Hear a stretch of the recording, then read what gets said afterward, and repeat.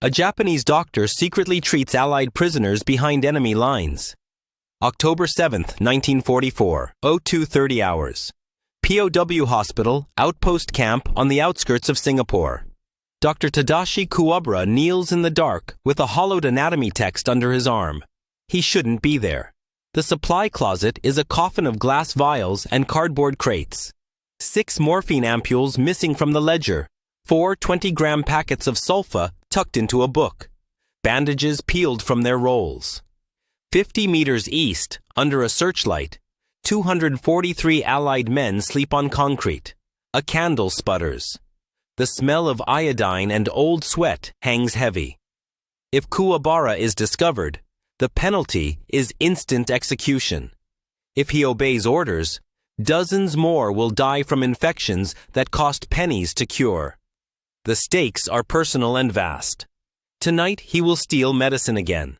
He will perform surgery by candlelight, falsify death reports, and start a secret ledger.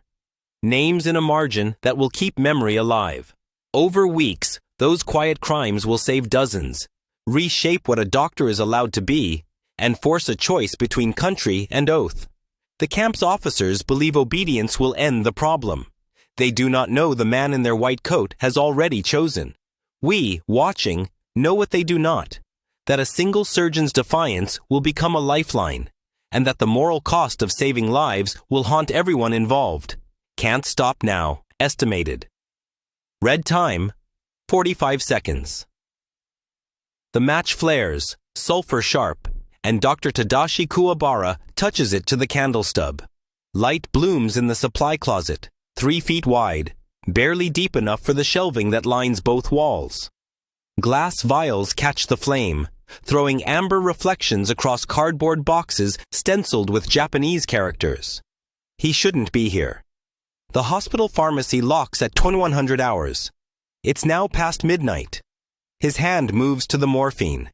6 ampules, each one logged, counted, assigned to Japanese casualties in the ward upstairs. He takes 2. Then his fingers find the sulfa drugs. Powder in paper packets, 20 grams each. He takes 4 packets. Bandages. Iodine. A scalpel still in its paper wrapping. Through the wall, someone moans. The sound comes from the prisoner compound, 50 meters east. Concrete floors. No bedding. 243 Allied POWs sleeping in their own filth because the Geneva Convention is a document his commanding officer mentions only to laugh. Kuwabara's hands shake as he opens the medical textbook. Gray's Anatomy. English edition. Captured from a British aid station in Singapore. He's hollowed out the center chapters, carving through muscles and organs to create a cavity just large enough. The morphine ampules nestle against an illustration of the human heart. The sulfa packets obscure the liver. He closes the book carefully, checking that the spine sits flush. 3 days ago, he watched the American die. Marine. 19 years old according to the intake form. Leg wound. Lower left femoral. Region infected.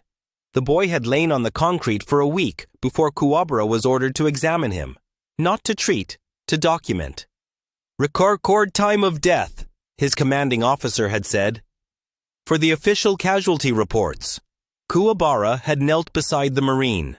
The wound wasn't severe.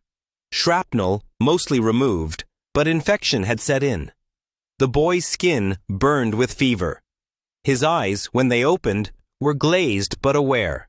He'd looked at Kuwabara's medical bag, at the Red Cross armband, and something like hope had flickered across his face. The Japanese military code was explicit. Treating enemy wounded constituted treason. Resources belonged to the emperor's soldiers. The subhuman prisoners had forfeited care when they surrendered. Kuwabara had taken the boy's temperature, checked his pulse, written the numbers on the form. Then he'd stood, bowed to the young American who couldn't understand the gesture, and walked away. The Marine died that night. Kuwabara heard the commotion from his quarters. Prisoners calling for help that wouldn't come. Voices rising then falling into silence. In the morning, he signed the death certificate. Cause, infection. Lower limb. A single ampule of morphine for the pain. 20 grams of sulfa powder for the infection. The boy would have lived. Kuwabara blows out the candle. Darkness swallows the closet. He tucks the textbook under his arm, opens the door a crack, checks the corridor, empty. The night watch focuses on the prisoner compound, not the hospital interior. He steps out, locks the door behind him with the key he's not supposed to have, made from a wax impression, cast by a Filipino orderly who asks no questions. His quarters are across the compound. He walks slowly, the textbook heavy against his ribs.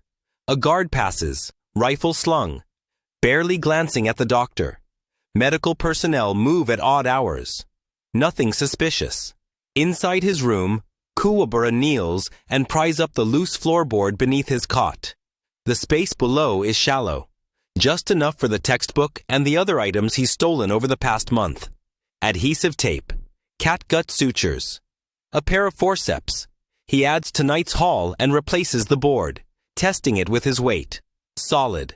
He sits on the cot. His hands rest in his lap, palms up. These hands took the Hippocratic Oath in Tokyo, 1935, in a ceremony his father attended, his mother weeping with pride. First, do no harm. He'd believe those words absolutely, the way young men believe in absolutes. The military had seemed compatible then. A doctor serves his country by preserving its soldiers. Honorable. Clear. But that was before he'd been ordered to let men die when he could save them, before he'd watched a 19-year-old Marine expire from a treatable infection while morphine sat locked in a pharmacy 20 meters away, before his commanding officer had told him, explicitly, that documenting Allied deaths was more valuable than preventing them. His diploma hangs on the wall, the Emperor's crest in the corner, the oath in careful calligraphy. Kuwabara looks at his hands. Earlier today, these hands filled out forms logging Allied casualties, official documentation, expected, required. But now, hidden beneath the floor, stolen medicine waits. Two versions of the same man. The military surgeon who obeys. The criminal who steals. He knows the penalty. Summary execution. No trial. The military police don't negotiate with traitors. And theft of army medical supplies during wartime is treason in its purest form. Tomorrow night, if the guards follow their pattern, there will be a 15-minute gap in the watchtower coverage, southeast corner, long enough to reach the prisoner compound. Long enough to treat the American with the infected shoulder wound, the one who'll die within a week without antibiotics. Sergeant Chen, the Chinese-American translator, has already identified him. Passed the information through whispers during a medical inspection. Kuwabara lies back on the cot. Above him, a gecko clings to the ceiling, throat pulsing. Through the window, he can see the guard tower silhouetted against stars. The Marine's face returns to him. 19. Fevered. Hoping. His hands had been steady when he wrote the death certificate. They'd been steady signing dozens of similar certificates over the past year. But tonight, stealing morphine, they shook. The Hippocratic Oath has won its first battle. Kuwabara doesn't feel victorious. He feels like a man who's stepped off solid ground into water, uncertain of the depth, knowing only that he cannot go back. The gecko drops from the ceiling, catches an insect, swallows it whole. Kuwabara closes his eyes. Tomorrow night, he'll be a thief again. And if the 15-minute gap holds, if Chen's information is accurate, if the infected shoulder responds to treatment, one more prisoner will live. One more name that won't require a death certificate. His hands, resting on his chest, finally stopped trembling. The humidity hit like a wet towel the moment Kuwabara stepped into the shed. 2:30 in the morning. The kind of tropical darkness that absorbed light made the candle flame seem pitiful. Morrison lay on a makeshift table, planks across sawhorses, covered with the cleanest shirt they could find. His skin had the grayish tint Kuwabara knew too well. 12 hours, maybe less. That's how long before the appendix burst. Doc. Morrison's voice was tight. "I can see you shaking." Kuwabara's hands steadied at the observation. Around them, 11 Australian and American prisoners arranged themselves in careful chaos. Some sprawled near the shed's edges, others propped against bamboo supports. To any guard glancing this direction, just men sleeping. But their eyes were open, tracking the guard tower's searchlight as it swept past. Sergeant Chen crouched beside the table, his whisper barely audible. 15 minutes between tower sweeps. Maybe 20 if we're lucky. Need 30, Kuwabara said. He'd practiced the procedure in his mind 40 times. The anatomy was straightforward. The conditions were impossible. He laid out his instruments. Scalpel stolen 2 weeks ago. Forceps from 3 weeks before that. Catgut sutures he'd been hoarding since May. Each piece acquired separately. Smuggled in pockets and medical bags, hidden under that loose floorboard. The morphine. He had exactly 1 ampule. Enough to dull the worst, not enough to sleep through this. Morrison watched him prepare. "No mask," the Australian said. "I want to see your face. Need to know you're still there." Kuwabara met his eyes, gave the smallest nod. The injection went into Morrison's arm. Kuwabara counted to 60, watching the flight lieutenant's jaw unclench slightly, his breathing slow. Not unconscious, just able to survive what came next. "Leather," Chen said, offering the strap. Morrison took it between his teeth. Bit down. The cords in his neck stood out. Kuwabara made the first incision. Blood welled immediately, bright red in the candlelight. Morrison's entire body went rigid. The leather strap creaked between his teeth, but he didn't scream. Couldn't scream. Sound carried in the camp at night, and sound meant death for everyone in this shed. Kuwabara worked with speed born from years of surgical training. Hands moving through steps his body knew even when his mind reeled at the conditions. Locate the appendix. Isolate the tissue. Ligate the vessels. Every movement precise, because there was no room for error. No backup if he nicked the wrong structure. Sweat ran into his eyes. He didn't wipe it away. Morrison's eyes were locked on him, wide, unblinking, pupils dilated from morphine and pain. The Australian was watching a Japanese army surgeon's hands inside his own body, watching the scalpel, the forceps, instruments that in any other context meant interrogation and death. The searchlight swept past outside. One of the prisoners shifted position, blocking the thin gap in the bamboo wall. Kuwabara's fingers found the appendix, swollen, angry red, the tissue already compromised. Hours from rupture. He began the careful work of separating it from surrounding tissue. Every motion controlled despite the tremor in his forearms. Morrison made a sound. Not quite a whimper, more like air forced through clenched teeth. "Nearly there," Kuwabara whispered. He didn't know if Morrison understood Japanese. Didn't matter. The tone carried meaning enough. The appendix came free. Kuwabara dropped it into a tin cup Chen held ready. Then came the methodical work of suturing, layer by layer, making sure the wound would hold. His stitches were small, tight, perfect. The same stitches he'd learned at Tokyo Medical School. The same technique whether the patient wore an American uniform or Japanese. Searchlight again. Closer this time. The prisoners didn't move. Their stillness was its own kind of courage. Final stitch. Kuwabara tied it off, trimmed the excess catgut with the scalpel. He placed a dressing over the wound. Strips of stolen bandage, clean as he could make them in a war camp that had forgotten what clean meant. Only then did Morrison let the leather strap fall from his mouth. His face was sheet white, drenched in sweat. But his eyes were clear. Kuwabara pressed his fingers to Morrison's wrist. Pulse elevated but strong. Regular. The body's shock response. But nothing catastrophic. He held the wrist for a full minute, counting, confirming. "You're a tough bastard," one of the American prisoners whispered. Morrison's laugh came out as a wheeze. "Had a good surgeon." Kuwabara sat back on his heels. The candle had burned down to a stub. His hands were covered in Morrison's blood, his undershirt soaked through. The adrenaline that had held him upright drained away all at once, leaving him hollow. Chen was already cleaning the instruments, wrapping them for concealment. The other prisoners began their careful dispersal, returning to barracks in ones and twos, timing their movement to the searchlight's rhythm. Morrison's hand caught Kuwabara's wrist. The grip was weak, but deliberate. Kuwabara looked down at the Australian, at this man who had lain awake while being cut open, who had trusted a Japanese military doctor with a scalpel and his life. "I am doctor first," Kuwabara said in careful English.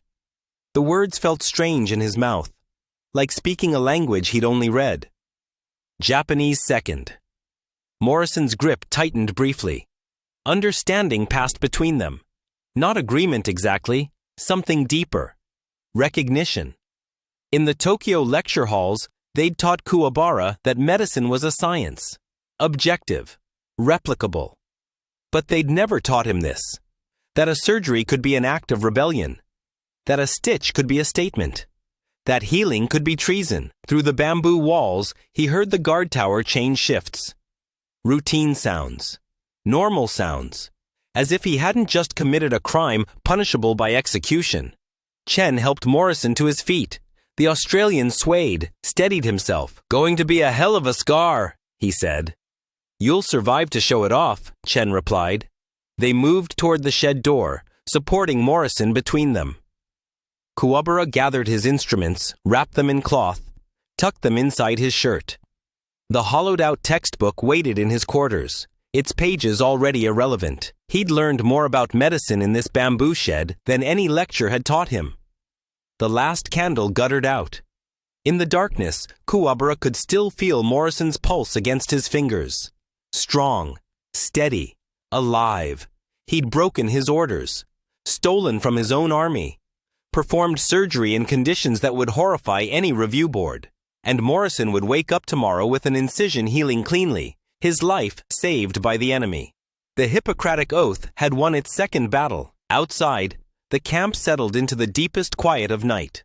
Somewhere in the distance, a guard called out the hour. Kuwabara slipped from the shed, moving between shadows, his hands already planning where to hide the instruments. Already thinking about the next patient, the next theft, the next impossible choice. His hands didn't shake anymore. Dawn light filters through the bamboo slats, barely enough to see by. Morrison hunches over a scrap of paper the size of his palm. Smuggled in. Bartered for. Worth more than food in this place. The pencil stub is so short, he has to pinch it between thumb and forefinger. He draws. Not the exhausted man who cut him open 6 nights ago. Not the Japanese army surgeon in a sweat-stained uniform who whispered, "Doctor first," while stitching his abdomen closed. Morrison sketches what he imagines existed before the war. A civilian doctor in a pressed white coat, face unlined by fear, eyes that have never watched a patient die for lack of medicine. He draws Kuwabara whole. The morning head count begins outside. Boots on packed earth. Morrison keeps working, adding detail to the collar, the precise angle of the shoulders. His hands shake, still weak from the surgery, from the infected appendix that would have killed him. Sergeant Chen appears beside him, silent as smoke. The translator glances down at the sketch, and something shifts in his expression. "You're insane," Chen whispers in English. "If they find that, they won't. If they do, they'll execute him, and you." Morrison adds, shading to Kuwabara's face, softening the jawline, making him younger, making him safe. "Then hide it well." Chen takes the paper like it's made of glass. 3 nights later, Chen finds the moment. The guards change shifts at 2100 hours. 4 minutes of overlap when both crews assume the other is watching. He moves through that gap, crosses the packed dirt between barracks and medical building, slips the folded sketch through a crack in Kuwabara's window shutter. The paper lands on the doctor's desk beside a surgical manual and a half-written report documenting prisoner deaths he's been ordered to catalog. Kuwabara discovers it at midnight. His hands freeze on the paper. He unfolds it slowly, as though it might detonate. The face looking back at him is his own, but transformed. No tension around the eyes. No tightness in the mouth from grinding his teeth through sleepless nights. This version of himself has never stolen morphine, never performed surgery by candlelight, never falsified death reports to hide successful treatments. This version of himself is still a doctor, not a criminal. He stares at it for 11 minutes by his pocket watch. Then he opens his desk drawer, the one with the false bottom he's constructed over months of careful work. Inside, his cache of stolen supplies, diminished now. And something else, a personnel file he removed from the camp records during a moment of reckless impulse, Morrison's file. From before capture, the photograph shows a different man. Healthy. 170 pounds instead of 110. Face full, not hollow. Flying gear, confident smile. Whole body radiating the thoughtless vitality of someone who's never been truly hungry. Kuwabara sets the sketch beside the photograph. 2 acts of imagination, Morrison drawing the doctor's peacetime self. Kuwabara keeping evidence of the prisoner's pre-war wholeness. 2 enemies, he thinks, archiving each other's better selves. He should burn both. The sketch is evidence of fraternization. The photograph is evidence of what? Sentiment? Unprofessional attachment? He's not sure there's a regulation against it, but there should be. Instead, he folds the sketch carefully and tucks it into his medical bag, between the pages of a pharmaceutical reference. The photograph goes back in the drawer. 4 days later, another prisoner dies. Morrison watches it happen. The man, British, captured at Singapore, started with a fever 3 days ago, developed the shakes, started coughing blood this morning. Kuwabara tried, smuggled sulfa powder, administered it in secret during the daily inspection when guards weren't watching. But the infection was too advanced, the man too weakened by 18 months of starvation rations. He stops breathing at 14:30 hours. Morrison helps carry the body to the collection point. 15 other corpses are already stacked there, waiting for the cremation detail. The British soldier, Morrison never learned his name, goes on top of the pile. That night, Chen brings another folded paper through Kuwabara's window. The doctor opens it. Morrison's sketch, returned to him, but altered now. In the margin, in Morrison's handwriting, Pearson, George, Singapore, 24 years. Kuwabara's hands start shaking. He sets the paper on his desk, smooths it flat, takes out his pen, the one he's supposed to use only for military documentation. In smaller letters, beneath Morrison's entry, he adds, respiratory infection, insufficient antibiotics. My failure. He stares at the words. These are not casualties. They are his patients, the men he couldn't save. The sketch has become something else now, not just a portrait, a ledger. 2 weeks pass. Chen establishes a rhythm, retrieving the sketch, passing it to Morrison, waiting for updates, returning it to Kuwabara. Always during the shift change. Always in that 4-minute gap. 3 more names get added. Morrison writes them. Kuwabara annotates them. Cause of death. What treatment was attempted? What was lacking? A medical record in miniature, illegal and precise. Some nights, Kuwabara takes out the sketch and studies Morrison's drawing of his face. The imagined peacetime doctor. The man who practices medicine without stealing it. He wonders if that person ever really existed, or if Morrison drew someone who was never real. He thinks about burning it. Should burn it. The sketch is evidence of everything the military code forbids. Treating enemy, wounded, fraternizing with prisoners, documenting his own acts of medical treason, but the names in the margin stop him. Pearson, Chen, Rodriguez, McAllister, Davies. They died anyway. Despite his smuggled supplies, his midnight treatments, his carefully falsified reports. But they were seen, documented, not just as enemy dead to be tallied and forgotten. They were his patients. The sketch stays hidden in his medical bag. During the day, he carries it without thinking, through inspections, past guards, into the hospital where he treats Japanese wounded and ignores Allied ones per standing orders. Evidence of his double life. Always within reach, Morrison keeps the photograph of his pre-capture self in a hollowed-out section of bamboo beneath his sleeping mat. Sometimes, late at night, he takes it out and tries to remember being that person. Full-fed, confident, unbroken, he can't quite access the memory.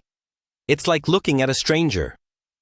Two men, preserving each other's vanished selves, connected by a sketch that documents both hope and loss. The list of names grows longer. Kuwabara's handwriting in the margins gets smaller, more cramped, fitting more dead into less space. 7 names. 9. 12. On the night the 14th name gets added. Sullivan. Patrick. Infected shrapnel wound. No surgical access. Kuwabara sits at his desk until 0300 hours, staring at Morrison's drawing of his face. The imagined peacetime doctor looks back at him, accusatory. 14 failures. 14 men he couldn't save, despite everything he risked. But also, 47 successes. Morrison chief among them. 47 prisoners still breathing because of stolen morphine, smuggled sulfa. Midnight surgeries performed in defiance of every order. The sketch doesn't record those. Only the dead. Kuwabara takes out his pen one more time. In the last available space at the bottom margin, he writes, "These men taught me the oath has no borders. Healing recognizes no enemy." Then he folds the paper, returns it to his medical bag, and tries to sleep. Outside, guards patrol. Inside, prisoners breathe. The sketch remains hidden between pharmaceutical reference pages, waiting for the next name, documenting the war that continues in the margins of official history. Captain Yoshida's office smelled of camphor oil and stale tobacco. The windows stood open to catch any breeze, but the September heat pressed down like wet canvas. Kuwabara stood at attention, spine rigid, eyes fixed on a point above his commanding officer's head. Through the window, he could see the guard towers. Beyond them, the prisoner compound. "You understand the situation, Doctor?" Yoshida didn't look up from the documents he was signing. Statement, not question. "Yes, sir." "The American advance is accelerating. We evacuate in 48 hours.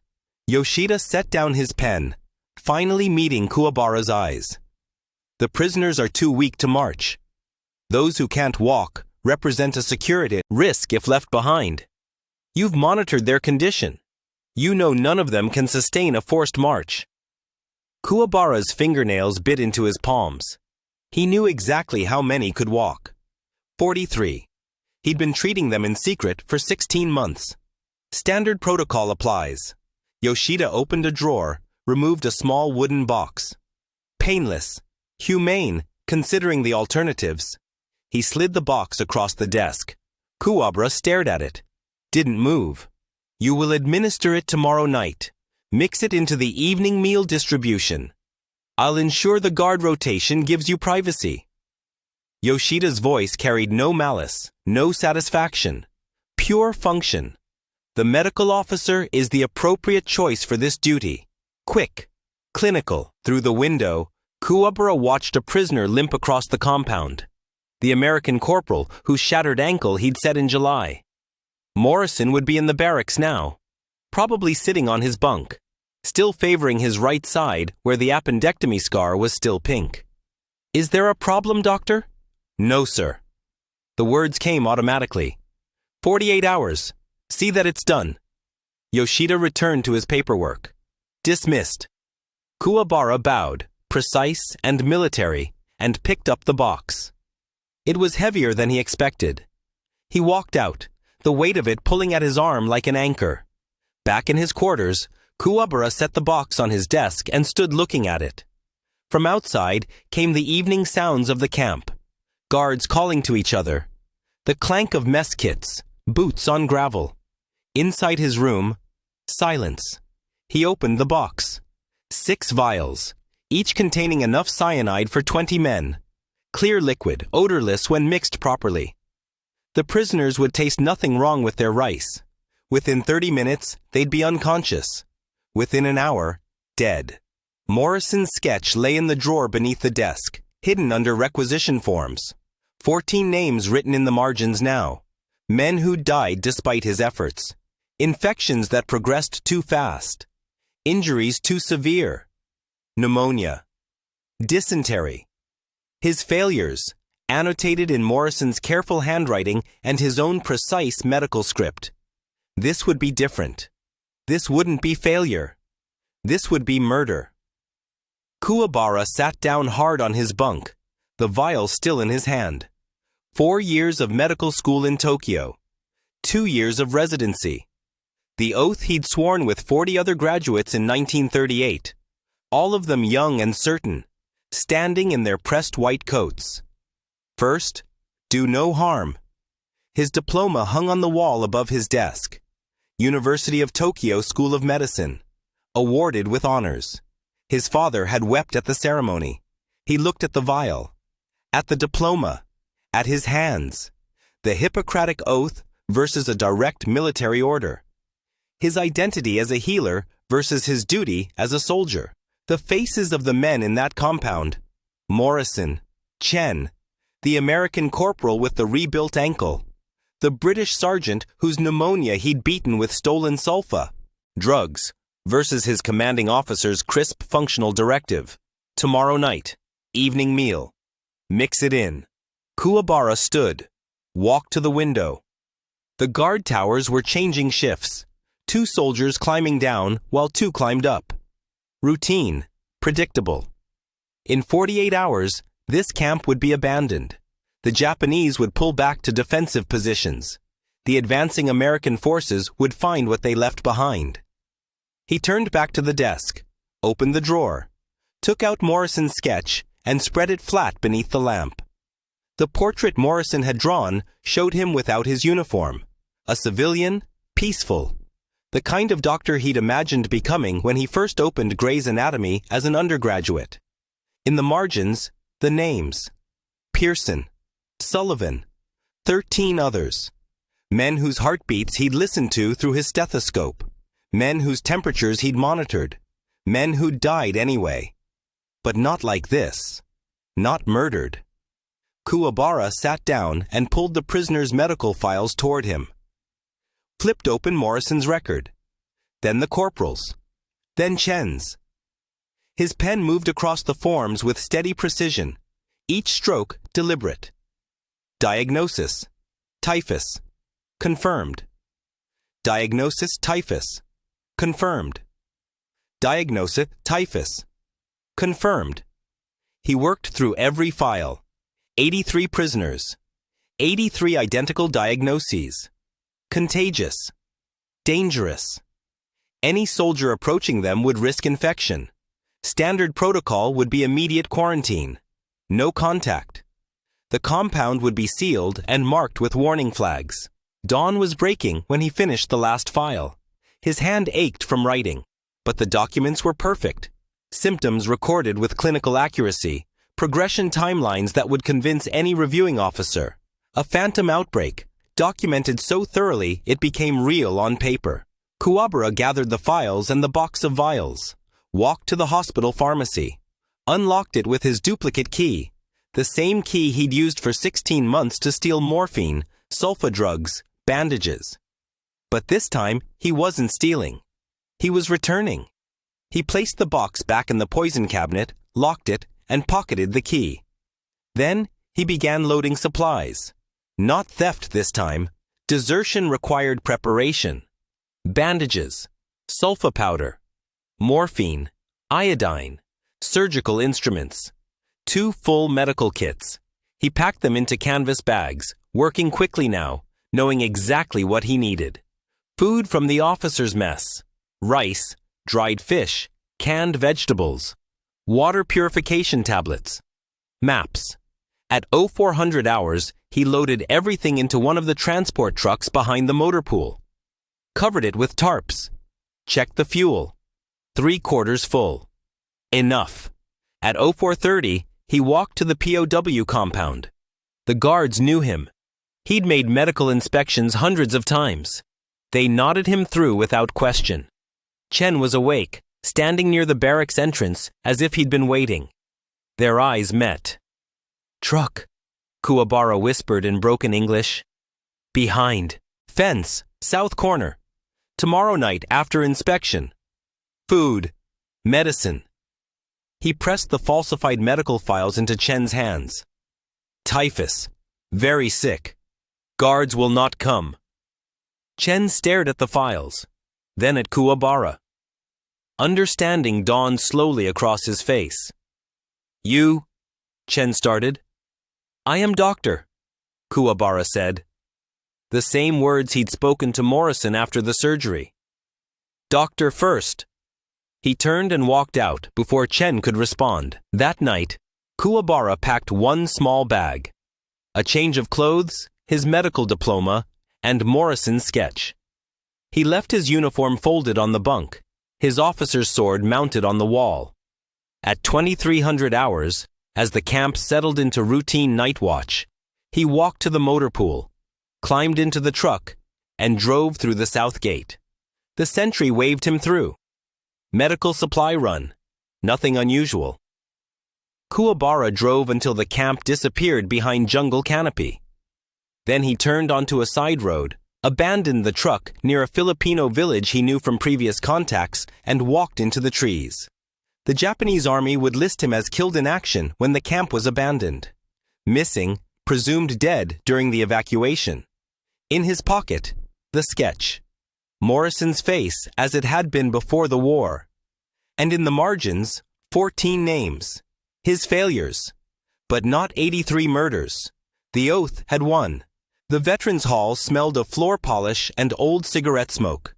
Morrison sat in a metal folding chair, the framed sketch in his lap, watching the door. His hands left sweat prints on the glass. 12 years of searching. Letters to Tokyo Medical School that went unanswered. Interviews with repatriated prisoners who remembered the Japanese doctor but didn't know his name. 3 false leads. 1 breakdown in his own hospital corridor when a visiting Japanese physician turned out to be the wrong man entirely. Then, 6 months ago, a letter from a Filipino woman named Maria Santos. "The doctor you seek worked in my village after the war. I know where he is." The door opened. The man who entered looked 70, though Morrison knew he was only 45. His back curved from years of bent labor, hands calloused rough. He wore a threadbare suit that hung loose on his frame. But Morrison recognized the eyes instantly. The same ones that had looked down at him on that bamboo shed floor 14 years ago, steady and certain as they made the first incision. Neither man moved. Kuwabara's gaze found the sketch in Morrison's lap. His breath caught audibly across the empty hall. Morrison stood. His chair scraped against linoleum, too loud in the silence. "Dr. Kuwabara."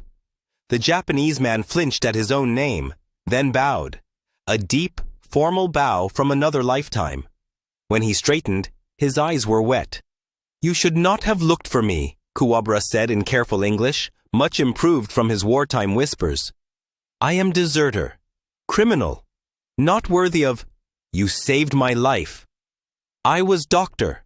Was my duty." "Your duty was to let me die," Morrison's voice cracked. "Your orders were to kill us all. I know. Chen told me after liberation what you were commanded to do." Kuwabara's hands trembled. Morrison remembered those hands, steady as bedrock, while cutting into his abdomen, and now they shook like leaves. "I have thought every day," Kuwabara said quietly, "about the 14 names on the sketch, the ones I could not save. In Japan, I try to forget, but..." He pressed his palm against his chest. "They are here. Always here." Morrison crossed the room. Up close, he could see the cost of the years. Kuwabara's desertion had stripped him of everything. Medical license, family connections, honor. The Japanese government had listed him as killed in action rather than acknowledge a deserter. He'd spent a decade as a gardener in rural Hokkaido. Invisible. Erased. "I brought you something." Morrison held out the sketch, still in its frame. I've kept it safe." Kuwabara took it with shaking hands. His fingers traced the pencil lines Morrison had drawn in 1943, the idealized civilian doctor he'd imagined. In the margin, 14 names in Kuwabara's handwriting: Pearson, George, Sullivan, Patrick. 12 others, men who had died despite everything. "There's something else." Morrison picked up the thick envelope from his chair. "Inside are certification papers, medical credentials validated by the Australian Medical Board, a sponsored work visa, and a contract with Royal Prince Alfred Hospital in Sydney." Kuwabara stared at the envelope like it might explode. "We need a doctor in our surgical department," Morrison continued. His own hands were shaking now. "Someone who understands what the oath means when everything else is stripped away. Someone who can teach that to young doctors who've never had to choose between country and conscience." "I cannot. I am not." Kuwabara's voice broke entirely. "You do not understand. In Japan, I am dead man. My family burned my name from their registry. I have no honor, no, you have something better than honor." Morrison's throat was so tight he could barely speak. "You have integrity. You chose the oath over everything. Your country, your career, your life.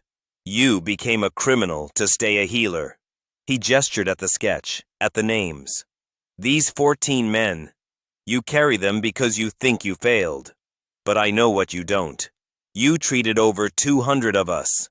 Sergeant Chen kept count.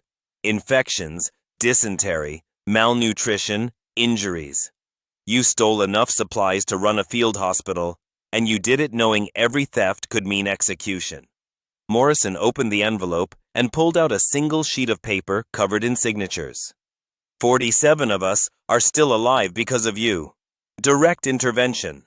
We would have died without you. This is our testimony to the Australian Medical Board."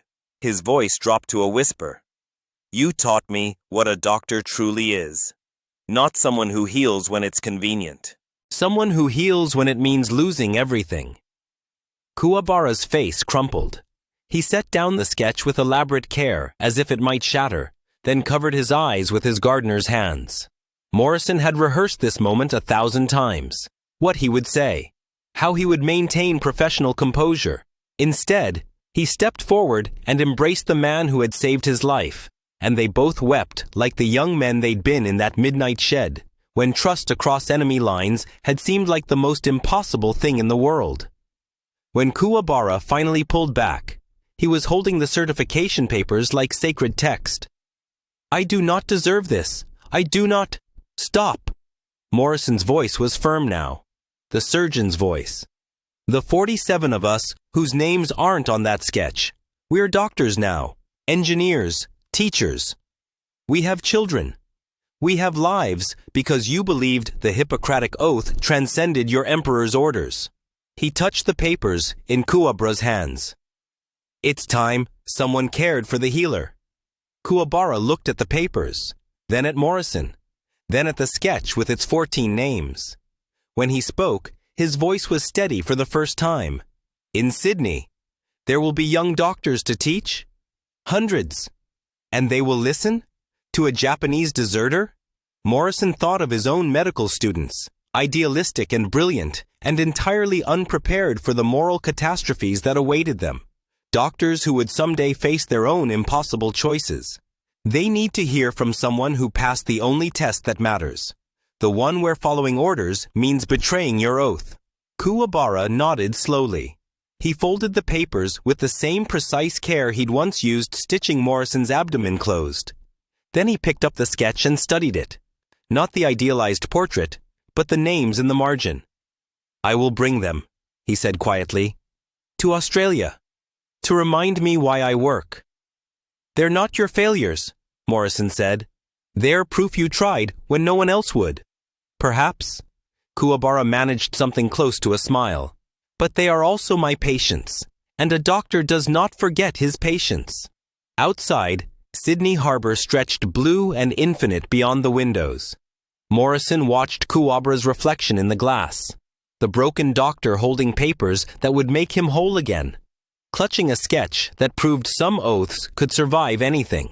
In 6 months, Dr. Tadashi Kuwabara would stand before a lecture hall of Australian medical students. In 15 years, one of those students would cite him in a groundbreaking paper on medical ethics. In 23 years, Morrison's own daughter would choose surgery because Dad's friend Dr. Kuwabara said the oath has no borders.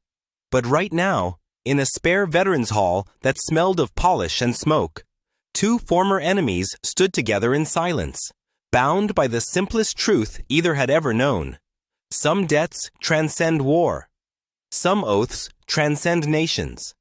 And healing, real healing, recognizes no enemy at all.